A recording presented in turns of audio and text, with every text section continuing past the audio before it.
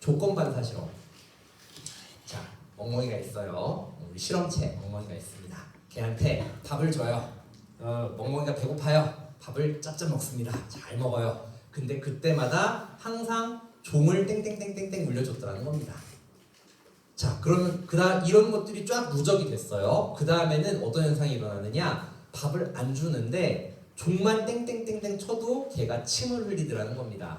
밥이 있다고 생각을 하는 거죠. 종소리랑 밥이 연결이 되니까 종소리를 듣는다, 밥이 곧 나온다, 아 배가 고프다, 침이 나온다. 이게 조건반사적으로 나온다는 것이죠.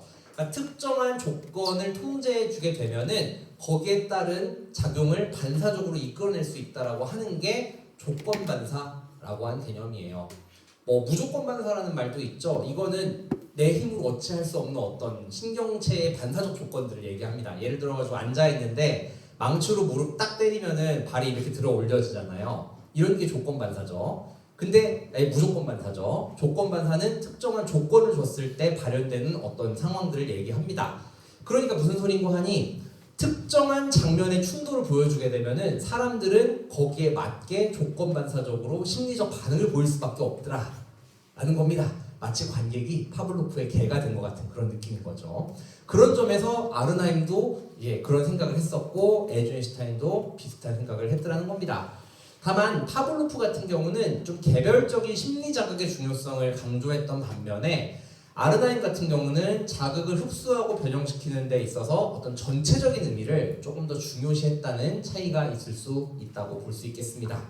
에이젠슈타인 같은 경우는 이제 전체적인 의미를 중요시했다기보다는 개별적인 심리 자극들도 중요하게 생각하는데 그것들 전체가 모여서 만들어지는 것도 중요하게 봤다고 할 수가 있겠죠.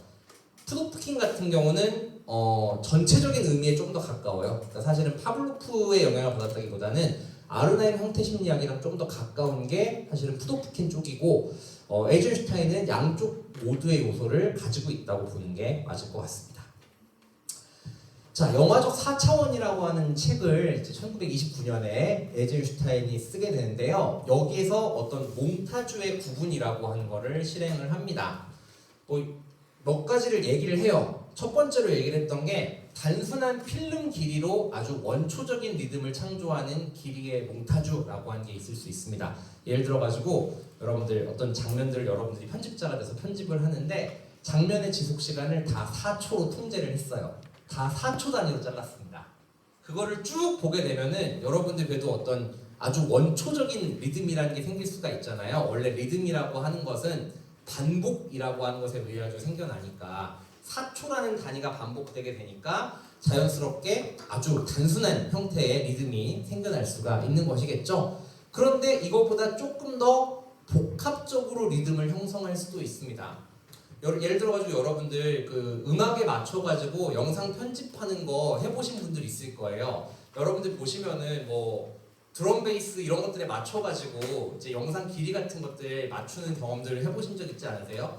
예를 들어가지고 어떤 영상은 조금 길게 갔다가 어떤 영상은 좀 빠르게 편집했다가 이런 식으로 하면서 어떤 리듬을 형성할 수가 있는 것이겠죠. 자, 그런 경우에 어떤 리듬을 형성하는 리듬 몽타주라고 하는 게 생겨날 수가 있을 겁니다. 아니면은 갑자기 그 드럼 솔로 같은 거 나올 때 필인이라고 하죠. 다다다다닥 이런 소리 나오면은 거기에 맞춰가지고 사진들을 빠르게 탁 넘기는 장면을 보여준다거나 그런 것들이 대표적인 리듬 몽타주라고 할 수가 있을 거예요. 자, 그 다음에 조금 더 일반적으로 많이 사용되는 몽타주, 일반적인 영화에서 많이 사용되는 요소는 뭐냐면요, 이른바 톤 몽타주라고 하는 겁니다. 내용적인 제 요소, 그러니까 제자가 모두 제자입니다. 내용적인 모든 요소의 흐름을 통일된 의미화에 집중시킨다. 무슨 소린고 하니? 영상 편집의 기본적인 목표가 내용 전달에 있다는 겁니다. 이른바 내러티브 전달에 있다는 것이죠. 그러니까 최대한 자연스럽게 어떤 편집이라고 하는 것들을 이루어 나가면서 사람들이 편집이 어떻게 이루어졌다 여기에 신경 쓰는 게 아니라 그래서 결국 이 영상이 무슨 내용을 전달하고 있지 여기에 집중할 수 있도록 만드는 방식, 이게 바로 톤 몽타주라고 하는 개념이죠. 이걸 다른 말로는 헐리우드 영화에서 흔히 사용하는 연속 편집이라고 얘기하기도 합니다. 연속 편집이라고 하는 기법이 이 톤 몽타주랑 관련된 거라고 할 수가 있다면은 이 세 가지의 요소를 제시를 했잖아요. 이것들을 싸그리 비판하면서 나는 그렇게 안 찍을 거야, 나는 다르게 찍을 거야 라고 했던 게 에이젠슈타인이었습니다. 1번과 2번은 되게 단순한 어떤 내용이라고 한다면 3번은 헐리우드 영화에서 보편화되었던 이제 고전적 내러티브 영화의 편집 기법이라고 할 수 있는 연속 편집의 규약들을 얘기합니다. 그런데 난 이거 싫다 그거죠. 에이젠슈타인은 뭐라고 얘기를 하느냐, 이른바 오버톤 몽타주라는 게 필요하다. 이건 뭐죠? 커트와 커트 사이에 변증법적인 비약을 성취하는 것이 필요하다라는 것을 얘기합니다. 톤 몽타주는 어떻게 본다면 사실 그 푸도프킨의 몽타주 이론과 좀 상당 부분 닮아 있어요. A와 B가 결합하면은 그냥 A, B가 나오는 거잖아요. 그러니까 이 모든 요소들이 살아서 하나 전체의 건축물을 만드는 방식, 즉 통일된 의미화에 집중하는 방식이라고 한다면 에이젠슈타인이 생각하기에 나는 커트와 커트 사이에 변증법적 비약이라는 게 더 중요하다라고 본다라고 했던 것이죠. 여러분들 제가 푸도프킨의 몽타주를 설명할 때 각각의 이 커트들, 그러니까 쇼트들을 이제 생명력이 별도로 없는 그냥 단순한 재료로 간주한다고 말씀드렸잖아요. 그래서 흔히 벽돌에다가 비유한다라고 얘기를 많이 했었죠. 결국은 벽돌 한 장 한 장이 중요한 게 아니라 이 벽돌이 쌓여가지고 만들어 놓은 건축물이 더 중요한 거니까 그걸 만드는 과정으로서 편집을 이해했던 게 푸도프킨이었다고 한다면, 기본적으로 에이젠슈타인은 계속 관객들이 충격을 받기를 원했어요. 그러니까 매 순간 만들어지는 이 충격 효과들을 굉장히 중요시하게 봤던 것인데, A와 B가 결합해서 C가 된다고 말씀드렸죠. 그럼 그 C의 정체가 뭐냐를 따져볼 필요가 있습니다. 이걸 설명하기 위해서 만들어진 개념이 바로 지적 영화론입니다. 여러분들 뭔가를 지적하다 할 때 그 지적이 아니라요, 인텔리전스 얘기할 때 그 지적입니다. 왜 지적인 사람이야, 뭔가 지적인 풍모가 있어 얘기할 때 그 지적, 지적이다 할 때, 자, 영화는 어떤 지적인 것이어야 한다라고 하는 것인데요. 그 슬로건을 이렇게 요약해 볼 수 있습니다. 감정에서 개념으로. 푸도프킨이 몽타주 재료 하나하나를, 그러니까 이제 각각의 커트를 벽돌이라고 했다고 말씀드렸죠.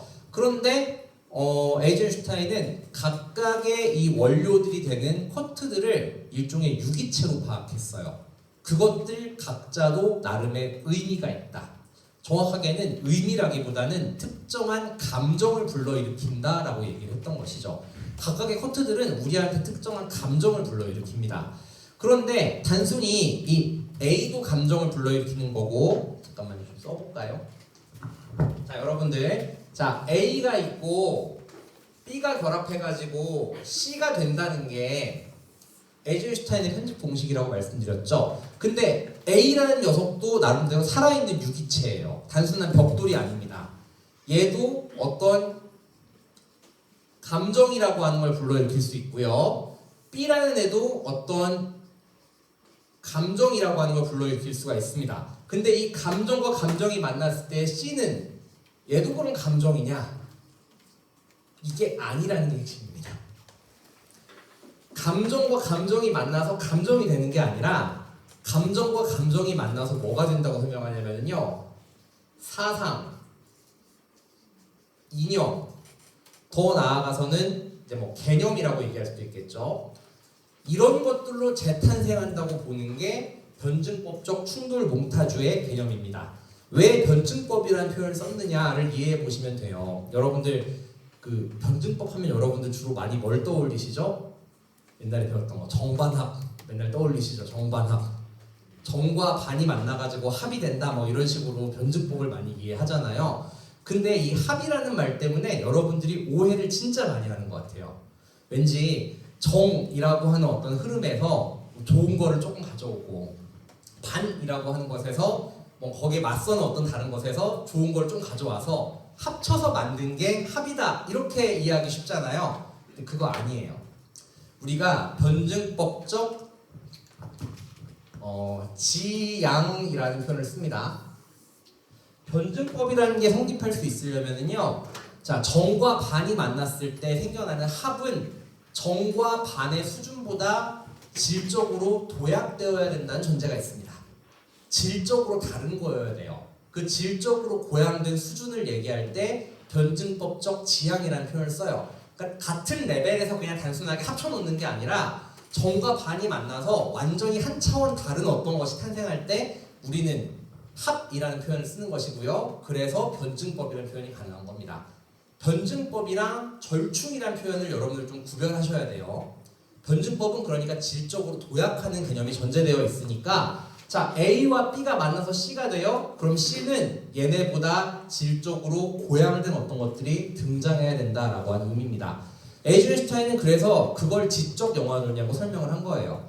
감정과 감정이 만나가지고 C가 생겨났는데 그 C라고 하는 것은 단순한 감정의 상태가 아니라 특정한 사상이라든가 이념의 형태로 고양되어야 한다는 것이죠. 그렇기 때문에 영화는 지적인 장르다라고 얘기하는 것입니다. 과거의 영화는 단순하게 줄거리 내에서 가질 수 있는 드라마적인 요소나 혹은 심리, 감정적 반응 이런 것들을 설명하려고 노력을 해왔죠. 그런 것들을 표현해왔다라고 한다면 지적 영화의 목표는 무엇이어야 하느냐? 사상과 개념을 표출하는 것이어야 한다라고 생각을 합니다.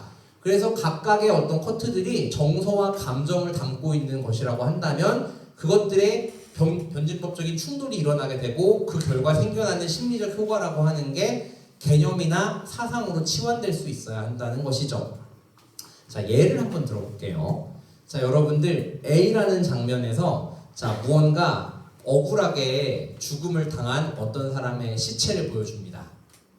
자, 그 시체를 딱 보는 순간에 여러분들 기본적으로 느껴지는 감정은 뭐죠? 시체를 봤으니까 뭐 공포, 두려움, 혹은 뭐 이물감, 뭔가 나랑은 다른 존재일 것 같은 그런 생각, 이런 것일 겁니다. 그리고 그 다음 장면에서 그 아마 이제 그 시체의 아마 이제 뭐 부모, 형제일 수 있겠죠. 가족이 손을 붙들고 오열하는 장면을 막 보여줍니다. 여러분들 그 누가 울고 있으면 슬프잖아요.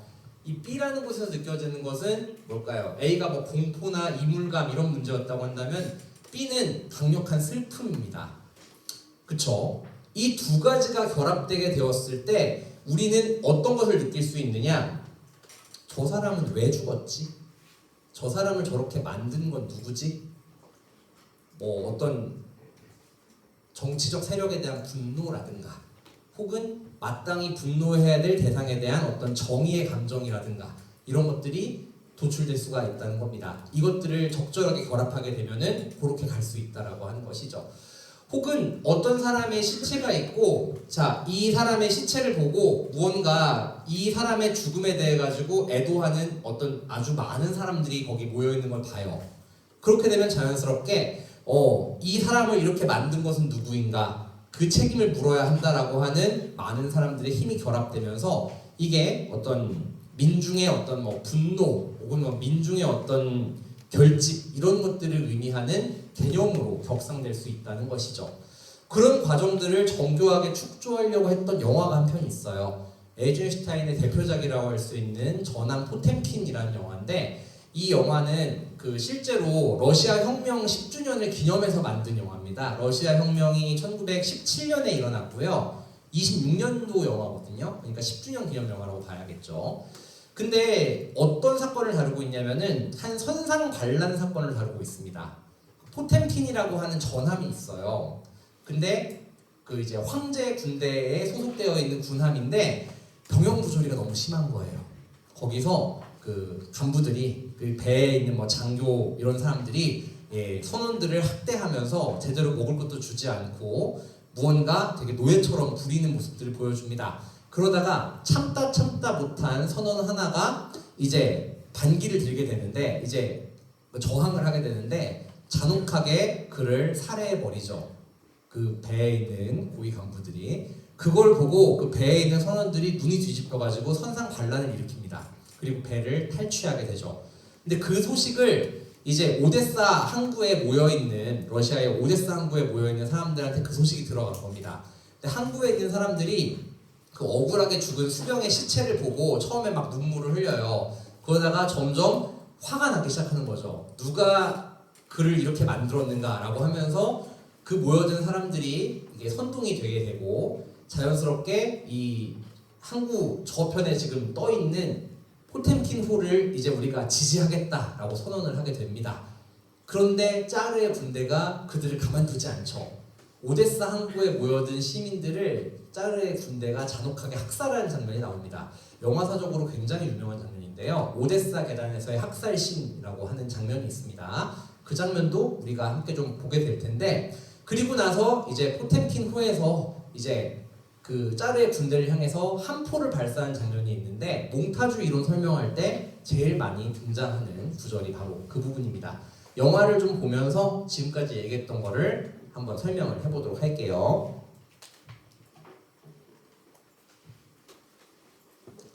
자, 여기 제가 우리 수업에 쓴 영화들 여기다 다운을 받아놨는데, 원하시는 분들은 나중에 이동식 카드 가져오셔서 가져가셔도 됩니다. 자, 무성 영화인데요. 나중에 이제 필름을 보존하면서 오케스트라 연주가 결합되어 있는 형태라고 보시면 됩니다. 전체 다 보여드릴 수는 없고, 자, 선상반란 이후부터 한번 보도록 하겠습니다. 자, 이게 선상반란이 일어나고, 자, 여기서부터 한번 볼까요? 그 시체가, 그 살해당한 수병의 시체가 오데사 항구로 오게 됩니다. 여러분들 일반적인 영화의 무극과 좀 비교해 보시면 좋을 게, 확실히 쿼트의 지속 시간이 좀 짧다는 인상을 많이 받거든요. 불 한번 꺼볼까요? 네, 불 다 끕시다. 네. 여기는 그래도 좀 지속 시간이 긴 편에 속해요. 자, 이렇게 죽은 수병의 시체가 보이고 있죠. 그리고 사람들이 저렇게 애도하는 행렬이 하나둘 모여들기 시작합니다.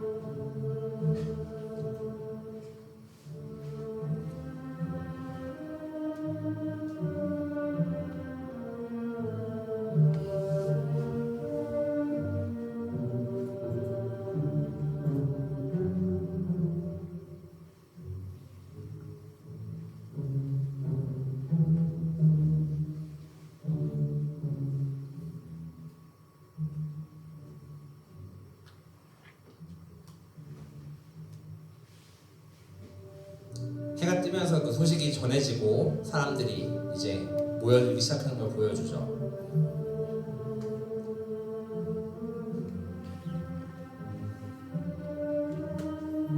자, 포템킨호에서 그 선상 반란이 일어났습니다 라는 간자막이 나왔고요. 반란, 분기 뭐 이런 뜻이죠.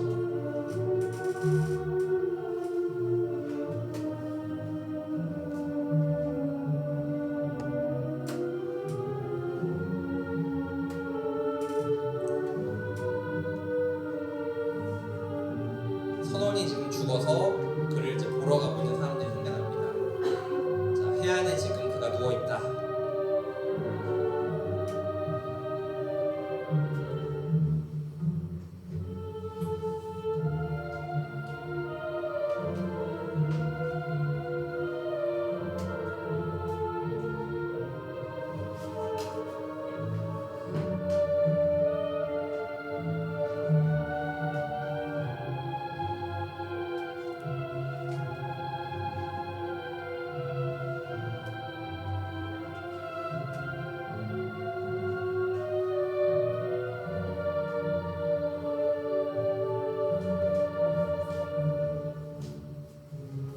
조금만 넘어갈게요.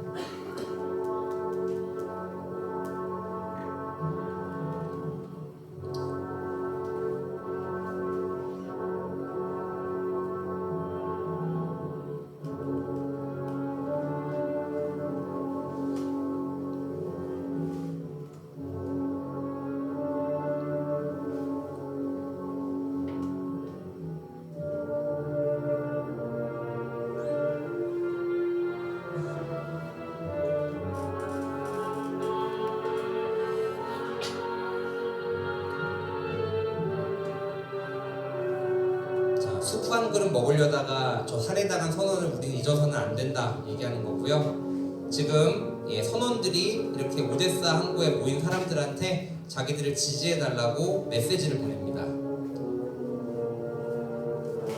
압제자들에게 우리는 죽음을 줄 것이다 얘기하고 있는 것이죠. 복수하겠다. 그 메시지를 낭독하는 사람이 있고, 기도하죠. 보시면 이렇게 슬퍼하는 사람과 분노하는 사람 두 개의 감정이 계속 결합되는 것을 볼 수가 있는데, 자연스럽게 이 과정이 반복되면서 충돌하는 것들을 통해 사람들은 짜르의 군대가 정말 잔혹하구나, 그리고 혁명이라고 하는 것이 필요하구나 라는 것들을 깨닫게 된다라고 하는 의미입니다. 중간중간 저렇게 냉소적으로 이 사태를 바라보는 사람들도 같이 등장을 해요. 대조적인 효과를 만들어내죠.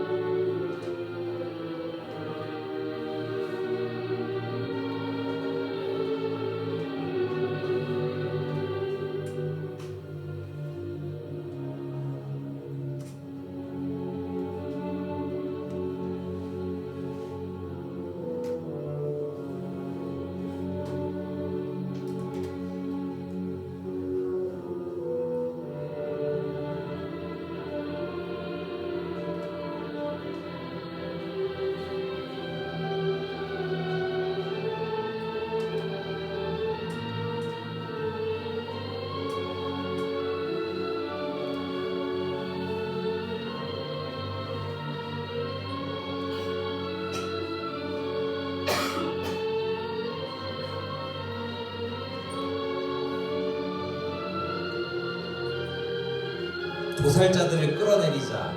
여기 저렇게 주먹을 쥐는 장면이 있죠. 이런 장면도 이제 몽타주라고 볼 수 있겠죠. 이 장면들이 반복되고 있는데 이게 전에 말씀드렸던 일종의 라이트 모티프에 해당합니다. 반복되는 어떤 행동들을 통해 가지고 의미를 전달하는 것이죠. 짜르를 끌어내리자 얘기를 하게 됩니다.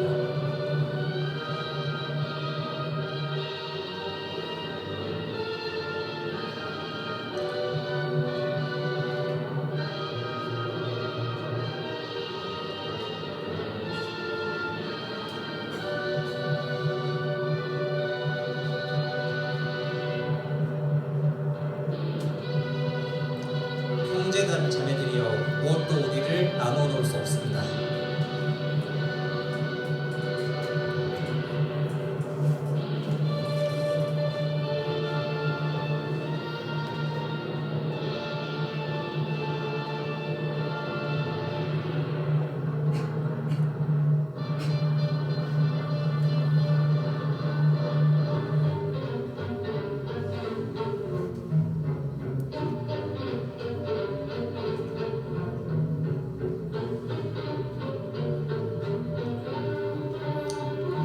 확실히 이런 부분들 보면은 컷 결합이 일반적인 영화들과는 달리 굉장히 빠르죠.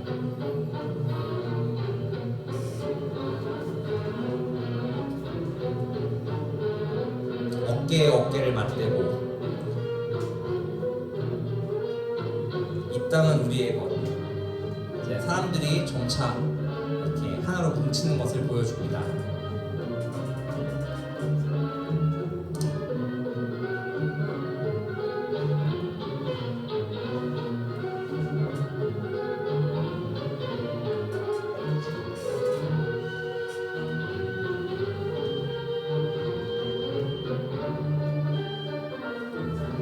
그리고 포템키노의 선원들도 오데사의 시민들이 자기들과 함께한다는 사실을 전해 듣고 기뻐하고 있는 거죠.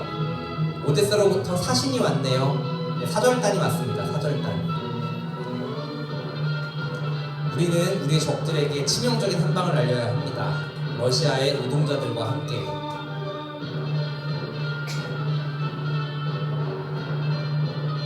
우리는 싸우고 이길 것입니다.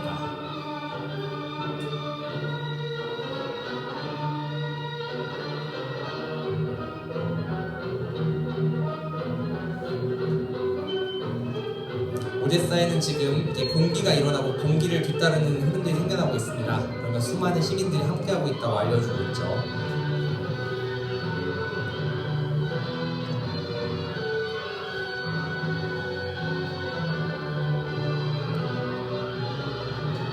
자, 좀만 넘어갈게요. 자, 그래서 오데사의 시민들이 이제 그 배에 있는 선원들에게 신선한 음식을 공급해 주려고 저렇게 나룻배를 이용해서 물품들을 전달하고 있는 모습입니다. 여기를 좀 넘어가 볼게요. 시민들이 지켜보면서 호응을 하고 있죠. 여기서부터 볼까요? 그러다가 갑자기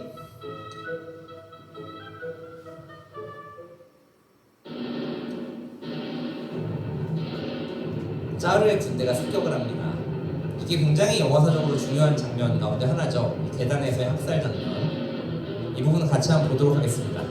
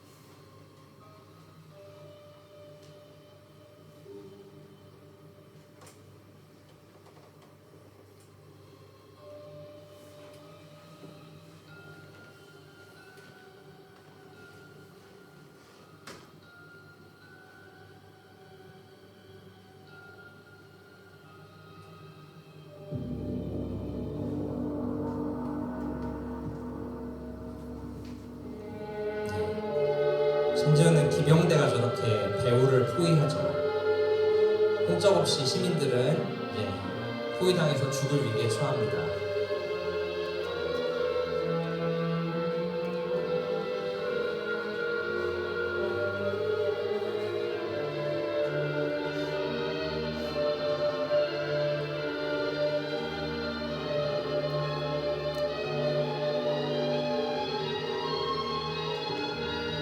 오데사 계단 씬에서 제일 유명한 장면이 사실은 이제 곧 등장을 해요.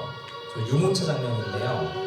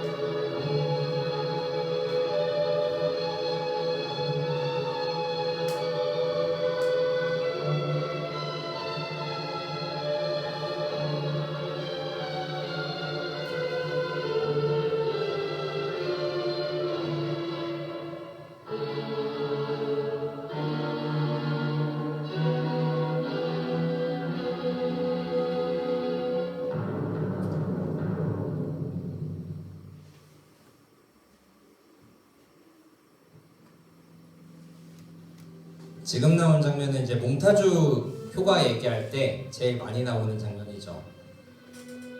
대학살에 대한 응답은 한 포의 울부짖음이었다. 시적인 표현이죠. 타겟은 적들의 본거지인 오페라 하우스.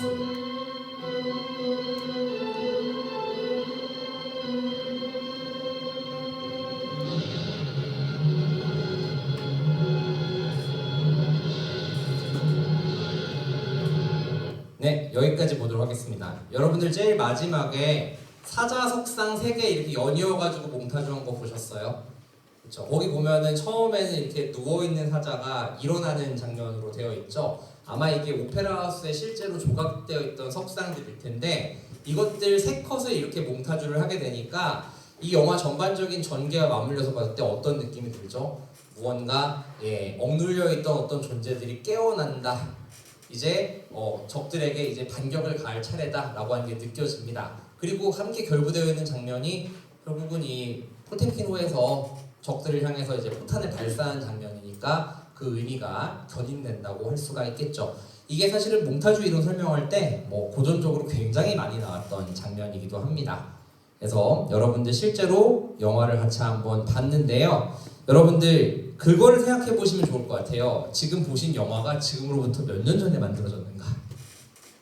거의 100년 전이죠. 그쵸? 아까 25년이라고 나왔으니까 올해가 2024년이잖아요. 딱 거의 100년 거의 다 되어가는 시점에 만들어진 영화입니다. 그때 감각으로 생각해 봤을 때는 굉장히 혁신적일 수밖에 없는 영화였다는 것이죠. 또 특징적인 부분이 있다면 확실히 컷과 컷의 전환 속도가 뒷부분에 굉장히 빨라지는 것들을 볼 수가 있는데 그런 것들이 가지고 있는 효과, 이 이론을 가지고 한번 생각을 해보시면은 결국은 이제 에이젠슈타인이 이 영화를 찍으면서 전환 포테킨을 찍으면서 구현하고자 했던 어떤 바가 결국 그의 이론으로 정립된 거라고 할 수가 있을 테니까 이론과 실천 사이에 긴밀한 연관관계가 있다고 봐야 될 겁니다. 자, 이렇게 해가지고 우리가 이제 어떤 몽타주 이론이라고 하는 것들을 쭉 한번 살펴봤고요. 자, 이제 미장센 개념을 좀 알아보도록 하겠습니다. 뒤에는 불 좀 켜볼까요? 앞에만 끄고. 네, 됐습니다. 자, 우리가 몽타주 기법 얘기할 때 에이젠슈타인이라는 감독을 빼놓을 수 없는 것처럼 또 미장센이라는 기법을 논할 땐 또 오손 웰즈라고 하는 감독을 빼놓고 얘기하기가 좀 어렵습니다. 여러분들 미장센이라고 하면은 주로 샴푸 이름으로 많이 알고 계시나요? 네. 이제 여러분들 전공자니까 배우셨으니까 미장센 영화적 기법을 얘기하는 거구나 일단 이해하시면 좋을 것 같고요. 사실은 그 어원을 되짚어 올라가면은요 사실은 연극에서 유래한 용어이기도 합니다. 연출가가 어떤 장면을 구성할 때 이 장면에 배우들의 동선 어떻게 짜고 소품은 뭘 쓰고 조명은 어떻게 내리쬐고 그 다음에 의상은 어떻게 입히고 이런 요소들을 다 결정을 하죠. 그러면서 장면을 구성하게 되죠. 이 장면 구성의 원리를 우리는 미장센이라고 불러요. 근데 그 용어가 이제 영화 기법으로 확장되어서 사용된 개념이 바로 영화에서의 미장센이라고 할 수가 있는데요. 몽타주랑 비교를 해본다면은 몽타주가 그러니까 편집적인 요소잖아요. 그러니까 이제 커트와 커트, 쇼트와 쇼트 사이 연결 그것 때문에 생겨난 효과를 얘기하는 개념이라고 한다면 사실 미장센은요 장면 구성 원리 자체이기 때문에 저렇게 한 컷의 사진으로 미장센의 원리를 설명하는 게 가능합니다. 근데 몽타주는 사실 한 컷의 사진만 보여줘가지고는 몽타주 효과를 논할 수가 없잖아요. 왜냐면 그게 연결될 때 생기는 효과를 얘기하는 거다 보니까. 그러니까 미장센은 어떤 특정한 장면을 포착했을 때 그 안에 들어가 있는 요소들이 어떻게 배치되어 있는가 이 문제에 조금 더 가까운 개념이라고 할 수가 있겠습니다. 자, 아까 제가 말씀드린 것처럼 넓은 의미의 미장센과 좁은 의미의 미장센을 좀 구별하셔야 되는데요. 넓은 의미 미장센이 연극으로부터 유래한 장면 연출 개념이라고 한다면 좁은 의미의 미장센은 그 화면상에서 하나의 화면에서 어떻게 요소들을 배치해서 특정한 효과를 만들어낼 것인가와 관련된 개념이라는 것이죠. 사실은 이게 기술적인 어떤 변화 하나와 함께 가능해진 기법이라고 할 수가 있습니다. 여러분들 그 옛날 과거 영화 지금 방금 보셨던 전함 포템킨 같은 경우도 마찬가지인데요. 특징적인 게 하나 있습니다. 화면에 생각보다 깊이감이 별로 없어요. 물론 저기 원경과 근경을 동시에 잡은 뭐 계단 장면 이런 것들이 있기는 하지만 상대적으로 굉장히 제한적으로 쓰였을 따름이고 거의 대부분은 클로즈업 샷을 많이 사용하고 있죠. 그렇죠? 군중을 잡을 때도 보면은 묘하게 화면이 되게 납작하다는 느낌을 많이 줍니다. 그 영화사가인 데이비드 보드웰이 그 표현을 썼죠. 이른바 납작한 화면이라는 개념을 쓰는데 이유가 있어요. 딥포커스가 개발이 안 돼 있던 시대였던 겁니다. 그러니까 당시에 20년대 30년대에 쓰던 카메라 렌즈는 화면 심도가 얕아요. 그러니까 앞에 있는 녀석을 선명하게 잡으려고 하면은 저기 안쪽 깊이 들어가 있는 공간 쪽에 있는 대상들은 흐릿하게 보입니다. 그러니까 우리가 흔히 아웃포커싱이라는 말 쓰잖아요. 그러니까 양쪽 모두를 선명하게 잡는 게 불가능해요. 그래서 화면에 깊이감이 별로 없습니다. 그러다가 초점 심도가 깊은 렌즈가 개발되게 되면서 이른바 딥포커스라는 게 가능해지게 됩니다. 여러분들 여기 사진 한번 보세요. 이따 제가 보여드릴 건데 시민 케인이라는 영화의 한 장면입니다. 여기 보면은 찰스 포스터 케인이라고 한 등장인물의 옆얼굴이 보이죠. 이 사람의 사회적 영향력 이런 것들을 보여주기 위해서 이런 식의 미장센을 구성한 겁니다. 자, 이 사람의 초대를 받고 응해가지고 온 사람들이 이렇게나 많이 있다. 그리고 그들이 모두 찰스 케인의 이 말 한마디 한마디에 귀를 기울이고 있다. 이걸 보여주고 싶은 장면이거든요. 이 남자의 사회적 명망과 영향력이 어느 정도 되는지를 보여주기 위해서 그러려면은 최대한 많은 사람들을 화면 안에다 집어넣어야 되잖아요. 그리고 저렇게 깊이감을 쭉 가진 공간 속에 옛날 영화였다고 한다면 그러니까 1940년대 이전 영화였다고 한다면 앞에 있는 저 주인공의 얼굴을 선명하게 잡을 수 있을지 몰라도 저 뒤에 있는 사람들의 모습은 다 뭉개졌을 겁니다. 그런데 이제는 화면 심도를 잡아낼 수가 있게 되면서 여기 있는 사람 하나하나의 얼굴 표정이 선명하게 다 보일 수가 있게 된 거예요. 즉 화면에 깊이감이라는 요소를 활용할 수 있게 되면서 사실은 미장센이라는 기법이 발전할 수 있었다라고 하는 거죠.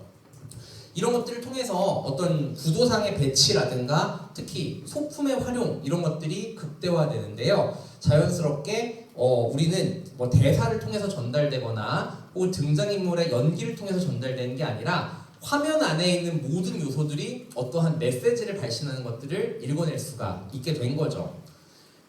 또 이제 오슨 웰즈 감독이 즐겨 사용했던 어떤 영화적 연출 가운데 하나가 거울의 사용입니다. 여기 보이는 영화 사실 오슨 웰즈가 되게 재능이 뛰어난 감독인 게 감독이자 동시에 자기 영화의 주연 배우를 맡기도 했죠. 우리는 영화사적으로 볼 때 또 그런 인물 하나를 더 떠올리곤 합니다. 주연이자 감독이었던 인물 또 누구 있을까요? 되게 유명한 사람인데 찰리 채플린. 그렇죠. 찰리 채플린 같은 경우도 그런 케이스라고 할 수가 있는데 오슨 웰즈가 여기 지금 출연을 하고 있죠. 그런데 상하이에서 온 여인이라는 작품인데요. 얘가 이 여자를 믿어도 되는 것일까? 이 여자가 혹시 나를 해치려는 것은 아닐까? 근데 난 이 여자를 사랑하는데, 이 복잡다단한 심리를 저렇게 다중 거울의 형태를 이용해서 이 사람의 어떤 혼란스러움, 분열된 심리 이런 것들을 표현하고 있습니다. 자, 미장센이라고 하는 것은요, 프레임 내에서 발견할 수 있는 거의 모든 요소들이 어떠한 의미를 산출하고 있을 때 우리가 어떤 미장센적인 기법이라고 얘기를 하는 것이죠. 오스웰즈 감독의 그 대표작이라고 할 수 있는 게 시민 케인이라는 영화잖아요. 이 시민 케인에서 미장센이 활용된 몇 가지 장면들을 좀 보여드리면서 설명을 해보면 어떨까 합니다. 영화를 직접 같이 한번 볼까요?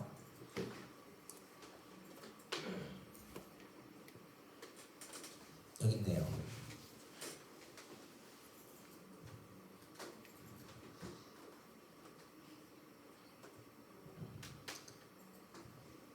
자, 영화의 제일 첫 장면에 나오는 시퀀스 좀 한번 먼저 보도록 할게요. 불 한번 꺼볼까요? 감사합니다. 자, 영화는 이 찰스 포스터 케인이라고 하는 인물이 죽으면서 시작합니다. 그러면서 이 사람의 생애를 추적하는 신문 기자들의 이야기를 통해 그들이 이 사람의 생애를 추적하는 과정을 가지고 이야기를 짜고 있어요. 어마어마한 부자였는데 아무도 지켜보는 자 없이 쓸쓸하게 죽음을 맞이한 사람이거든요. 이 사람이 얼마나 부자였는지를 보여주기 위해서 이 사람이 지은 저택의 이름이 제너드예요. 이 제너드를 서서히 접근해 들어가면서 여기에 뭐가 있는지를 보여주는데, 지금 어두워서 잘 안 보이지만 막 골프장도 있고요. 심지어 여기 동물원도 있습니다. 집 아닌데 어마어마한 부자죠. 그러면서 저렇게 케인의 침실을 향해서 갑니다. 아, 이건 참 발성 영화라서 여러분 소리가 들려야 되는데 잠시만요.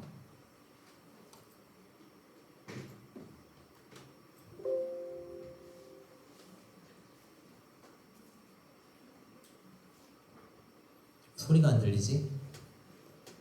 다른 걸로 한번 틀어보겠습니다. 플레이어 같은 걸로 틀면 틀어질까요?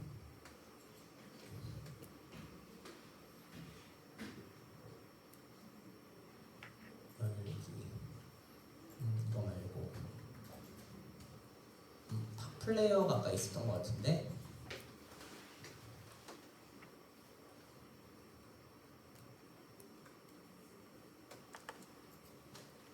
이걸로 틀면 소리가 날지 모르겠습니다. 소리 나네요.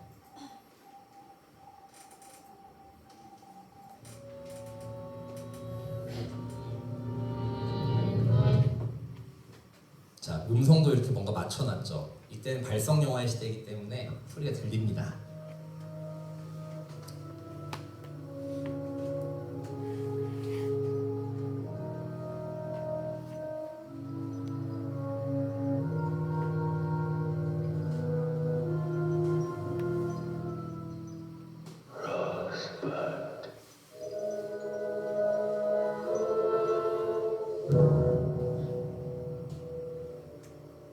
저게 깨진 거울에 비춰가지고 재현된 장면이죠.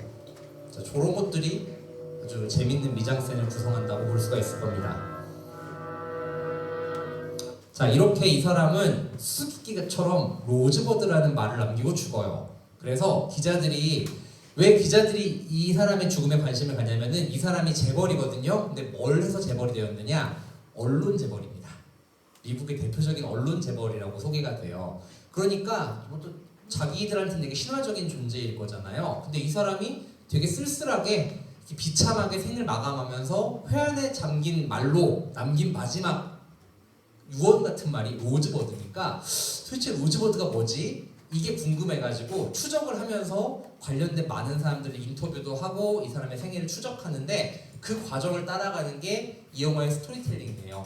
사실은 이런 기법도 그냥 순행적으로 쭉 이야기를 보여주는 방식이 아니라 어떤 사건을 재구성하는 방식이잖아요. 이런 스토리텔링의 방식도 이 당시에 굉장히 독특한 것이었기 때문에 굉장히 많은 이목을 끌었던 영화이기도 합니다. 스토리텔링의 차원에서.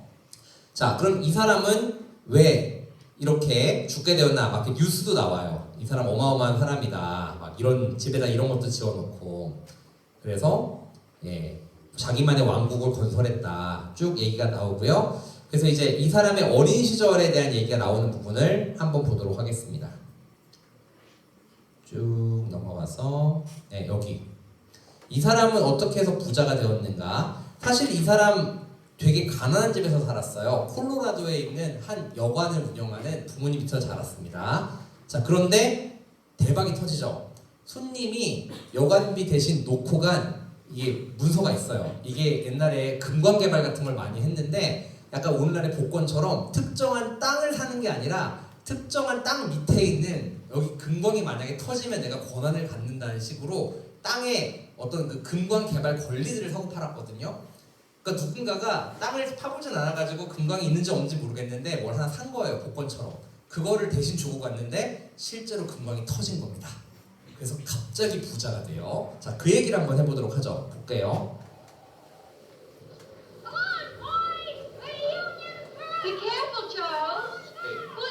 어린 시절의 찰스가 보이고 그의 어머니가 나오죠.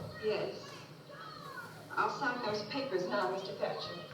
You people seem to forget that I'm the boy's father. It's going to be done exactly the way I've told Mr. Thatcher. There ain't nothing wrong with Colorado. I don't see why we can't raise our own son just because we come into some money. If I want, I can go to court. A father has a right to. The board of the beats his bill and leaves worthless stock behind. That property is just as much my property as anybody's, now that it's valuable. And if Fred Graves had any idea all this was going to happen, he'd have made out those certificates in both our names. However, they were made out in Mrs. King's name. He owed the money for the board to the both of The us. bank's decision on all matters I concerning don't the- hold with signing my boy away to any bank as I God. want you. 이 장면이 미장센 설명할 때 제일 많이 나온 장면이에요.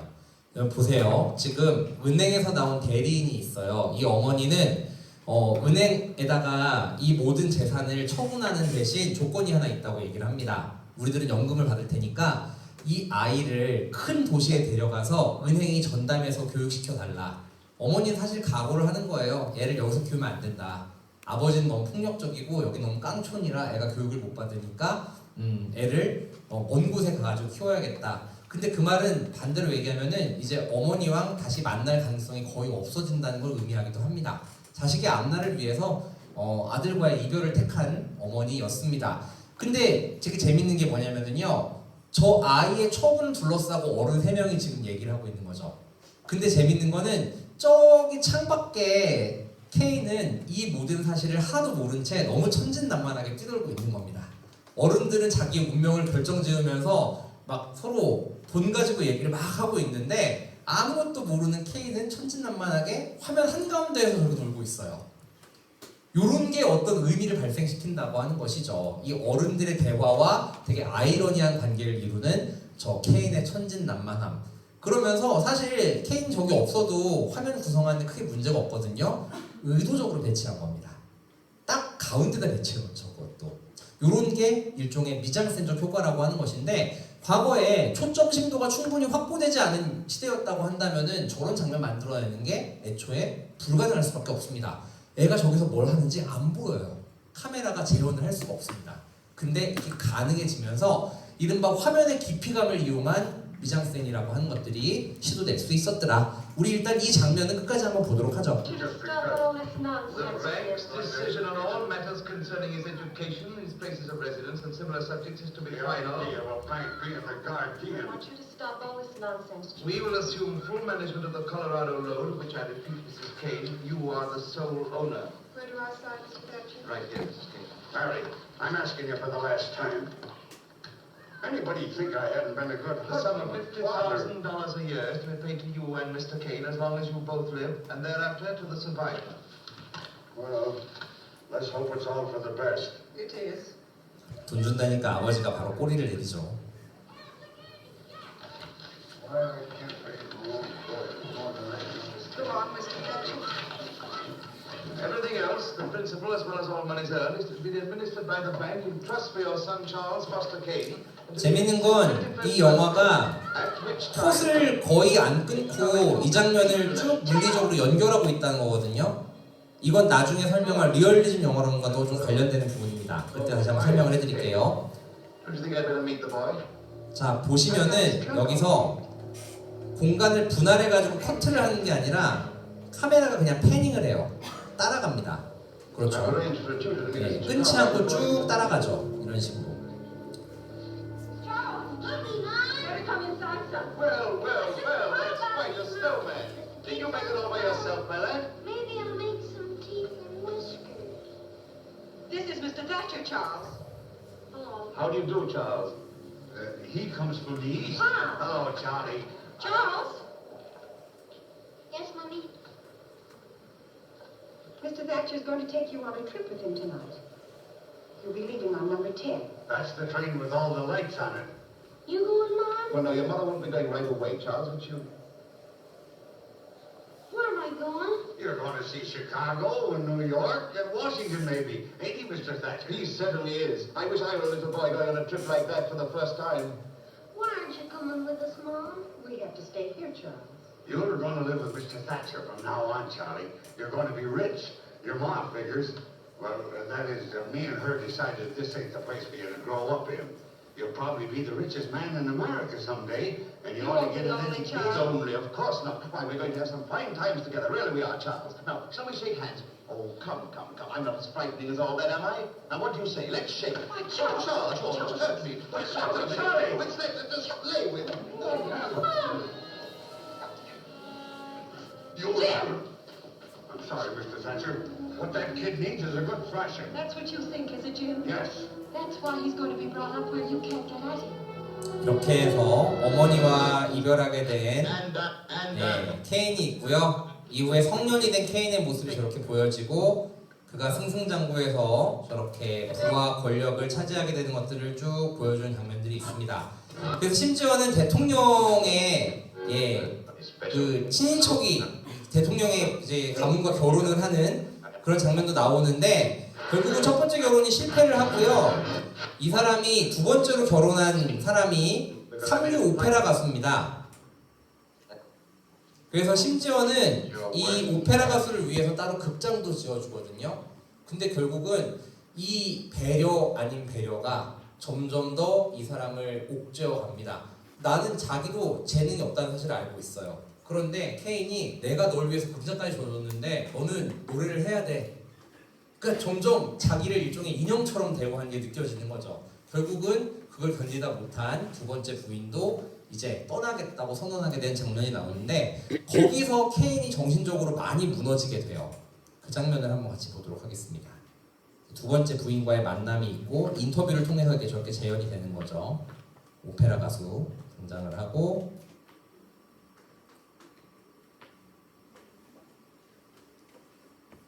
이제 여자가 떠나겠다고 슬슬 이제 결심을 하는 장면이 등장을 하고요.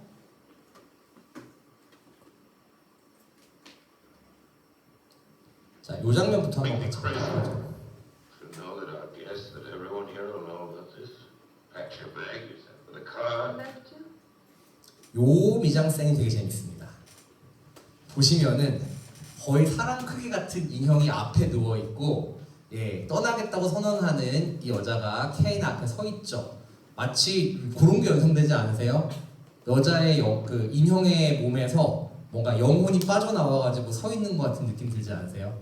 인형처럼 살아왔던 이 여자가 드디어 온전한 나로 살겠다고 선언하고 케인에게 작별을 고한 장면인데 저런 미장센도 보면은 굉장히 흥미로운 것 중에 하나라고 할 수가 있을 것 같습니다. 이 장면 한번 좀 보도록 할까요? Of course they'll hear. I'm not saying goodbye, except to you. But I never imagined people wouldn't know. I won't let you go.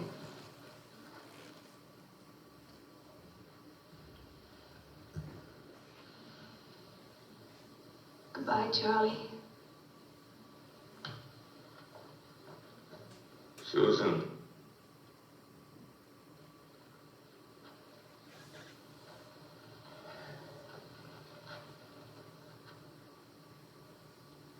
Please don't go.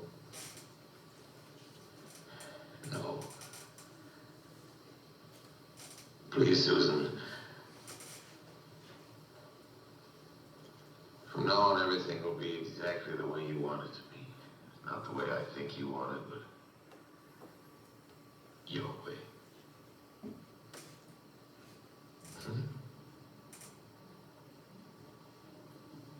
I mustn't go. do this to me? I see. It's you that this is being done to. It's not me at all. Not what it means to me. I can't do this to you. Oh, yes, I can.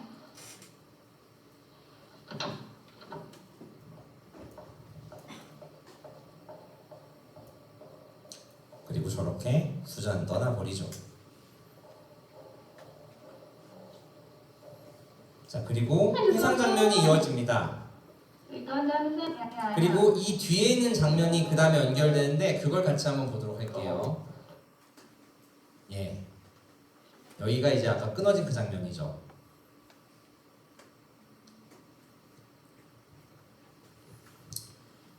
여기서 오손웰즈는 굉장히 멋진 연기를 합니다. 절대 NG를 내선 안 되는 장면을 연기하죠. 같이 한번 보시겠습니다.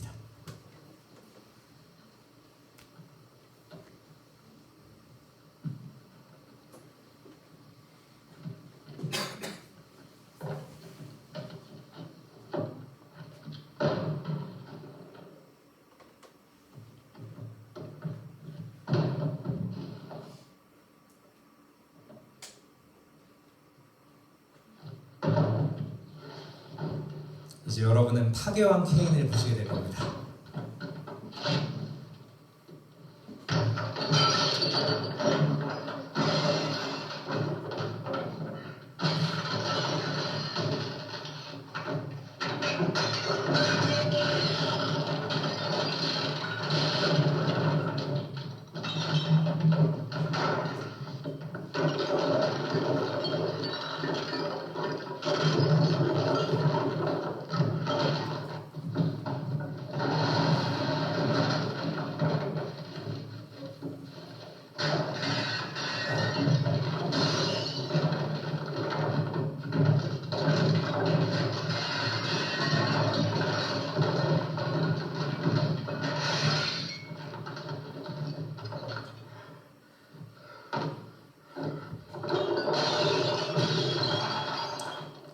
그리고 그는 자기가 죽기 직전에 가지고 있었던 저 미러볼을 발견하죠.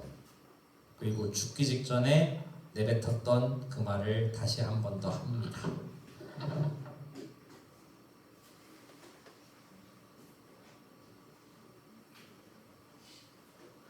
Rosebud.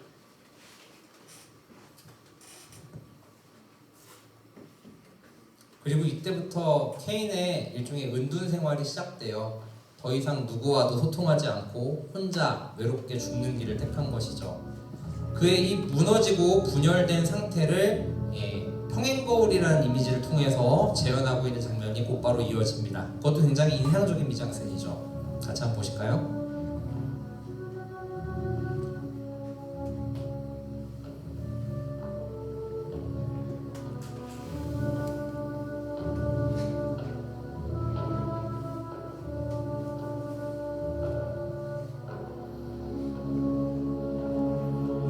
기자들의 취재는 여기까지였습니다. 네, 여기까지 가봐도 도저히 로즈버드라는 게 뭘 의미하는지는 이해를 못한 거예요. 그래서 그 의미가 무엇이었을까를 스스로 되물으면서 영화가 끝나게 되는데 같이 한번 보실까요? Anybody wants it? Well, it needs to be brought to this doctor. Matter. What's that? Another thing? $25,000. That's a lot of money to pay for a dame without it. Wire. One stove from yesterday. You sure like to collect? Yeah, all in crates. Well, the Scotch Castle over there, but we haven't bothered to unwrap it yet. I wonder, you put all this stuff together, palaces, paintings, toys, and everything. What would it spell? Charles Foster Kane or Rosebud? How about it, Jerry? What's Rosebud? That's what he said when he died. Did you ever find out what it means? No, I didn't. What did you find out about it, Jerry? Not much, really. We better get started. What have you been doing all this time? Playing with a jigsaw puzzle? If you could have found out what that Rosebud meant, I bet that would have explained everything. No, I don't think so. No. Mr. Kane was a man who got everything he wanted and then lost it. Maybe Rosebud was something he couldn't get or something he lost. Anyway, it wouldn't have explained anything. I don't think any word can explain a man's life. No, I guess Rosebud is just a piece in a jigsaw puzzle. Missing piece. Well, come on, everybody. We'll miss the train.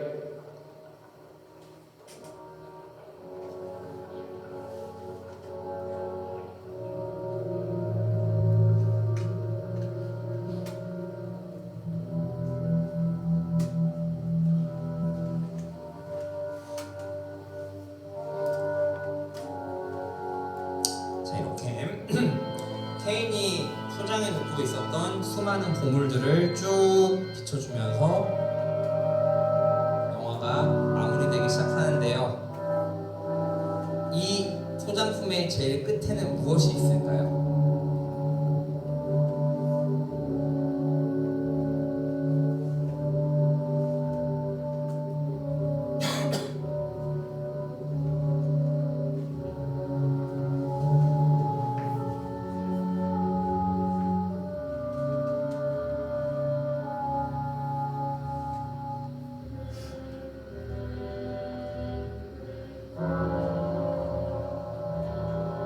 Throw that jug.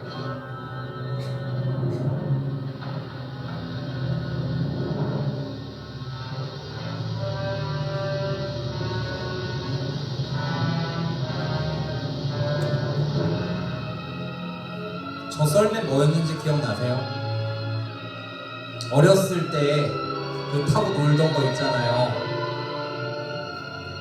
그 어렸을 때 그 여관에서 그 창가에서 가지고 놀던 그 썰매 있죠? 그 썰매 이름이 로즈버드입니다. 그러니까 죽기 전에 이걸 떠올렸다는 건 결국 뭘까요? 그 눈 내리는 집을 형상화한 미러볼을 통해 자기의 고향을 떠올렸을 것이고 자기 어머니를 떠올렸겠죠. 어떻게 본다면 자기를 행운으로 인도해준 어떤 일이었지만 동시에 영원히 무언가를 상실해버리게 만든, 그래서 마음속에 결국 채울 수 없는 결여를 만들어냈던 사건, 그게 평생의 회한으로 남았던 것이고 그게 저 로즈버드라는 말에 응축되어 있는 의미겠죠. 결국 한 사람의 되게 휘황찬란해 보이는 생애의 어떤 마지막을 따라가다 보니 마지막까지 남겨진 어떤 회한이 그 유년기의 어떤 사건들이더라 라고 하는 걸 영화는 보여주면서 끝나게 됩니다. 자, 이 영화는 제가 미장센 효과를 설명하기 위해서 주로 설명을 많이 했지만 사실은 세계 영화 베스트 꼽을 때 거의 상위권에 항상 랭크되는 영화이기도 합니다. 1940년대 작품이기는 하지만 여전히 오늘날 봐도 많은 영감을 주는 작품이니까 궁금하신 분들은 풀 버전 보시면 좋을 것 같고요. 원하시면 여기 제가 여기 바탕화면에 받아놨으니까 이동식 카드 필요하신 있는 분들은 받아가셔도 되겠습니다. 고생하셨어요.